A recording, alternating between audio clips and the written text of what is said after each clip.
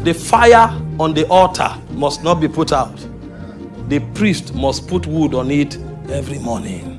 See, there are things you cannot do until you are volatile. See, the water you drink, you can drink it if it's at 9 degrees, 12 degrees. But if that water goes beyond 50 degrees, there's problem. In fact, if it's at 100 degrees, it's vapor. You can't trap it in a cup anymore. That's what intensity does. The same water you just drank, put it on fire. If it's at 60 or 80 degrees, if you drink it, they will rush you to the hospital. Your whole esophagus will be burnt off. That means you can be tampered with if you don't have intensity. The moment your intensity level goes up, you become a weapon. You become danger to anything that opposes your destiny. So what the devil tries to do is to keep you cold so that they can mess up with you. But power begins to move when you become volatile. This is why everyone who represents God's kingdom must be a flame of fire. He said he maketh his angels spirits, but those who are his ministers, he said they are what? A flame of fire. That means if you don't burn, you can't represent God. You have to burn. And anyone who burns reminds the devil of the messianic judgment. Because when he fell, God said, I will cause fire to come out of your belly to devour you and to burn you to ashes. So the moment a man of flame shows up, his intensity reminds him of judgment. So if you want to represent God, you must burn with flames. He spoke concerning John. He said he was a burning and a shiny light. You can't shine until you burn. It is your intensity that translates to your illumination. But we have a lukewarm generation. Iniquity has made many to be cold. The cares of this life has made many to be cold. Meanwhile, these are men whose destinies are encoded with nations. People who should bring forth nations, but there's no intensity.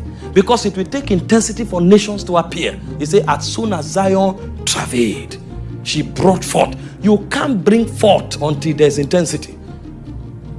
The greatness is there. The power is there. The glory is there. But it will take intensity for you to bring forth. So it can be locked in you until you return to Zion. And then they tell you, you were supposed to give birth to the New England. How come you showed up without betting that which was put in you? Because there was no intensity. A man of power is a man that burns. Even Jesus recognized the fact that John burned. And the Bible said the whole of Jerusalem and Judea went to him. Because he was what? A burning and a shining light. Burning. You have to burn. Become a flame of fire. Don't be cold. Fight to stay hot. It will take a lot of warfare to be hot. You will beat your body and bring it under subjection. You will kick away distraction and you will stay there until something erupts from your inside.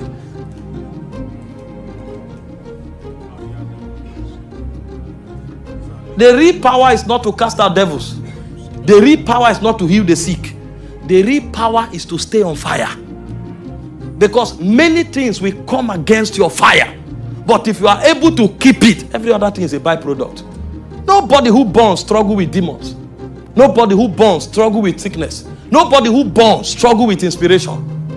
You'll discover. That's why Jesus said to seek first the kingdom. He said every other thing shall be added to you. Promotion on your job can be an addition. Yes, because when you become a flame, you are volatile. Like a mist, you are sent to heaven.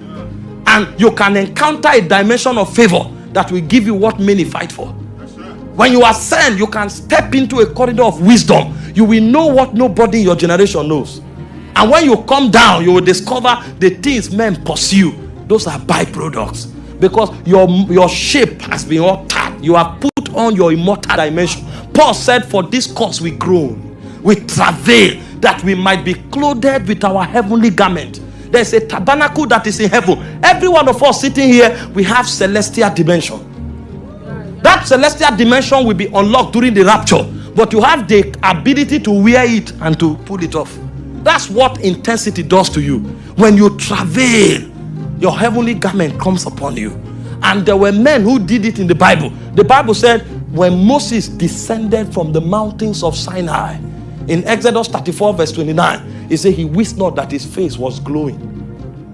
The guy had he burned until he started glowing. Jesus in Matthew 17 verse 2, he said as he prayed, the fashion of his countenance was altered. His raiment began to glister. There is something that happens to you when you are burning. You will discover that mortality will be swallowed with immortality. You are defeated in different aspects of your life because your mortality has preeminence. And so any aspect of your life that is suffering defeat, change the garment. Change it, change it, change the garment. You will discover that when your immortal dimension opens up, everything natural will flee. That's how men rule in this world.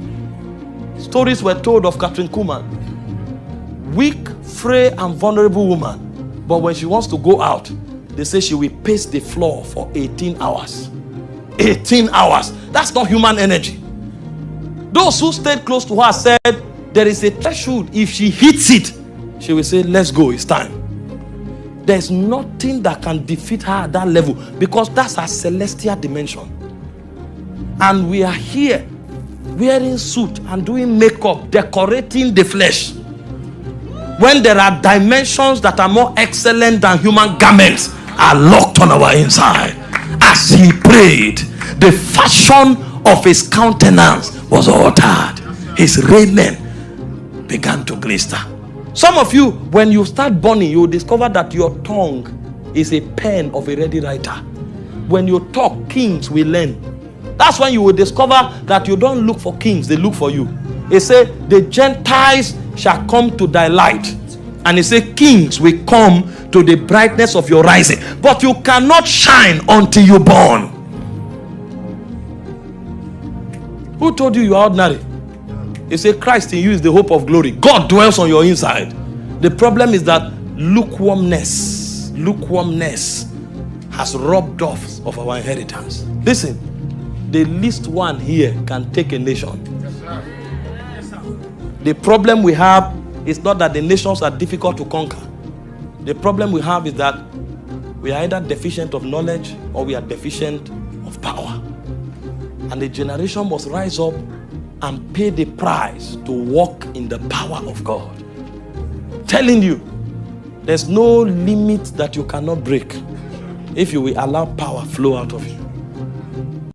If you allow it, there's no limit. Telling you, that's how we were built. That's how we were designed.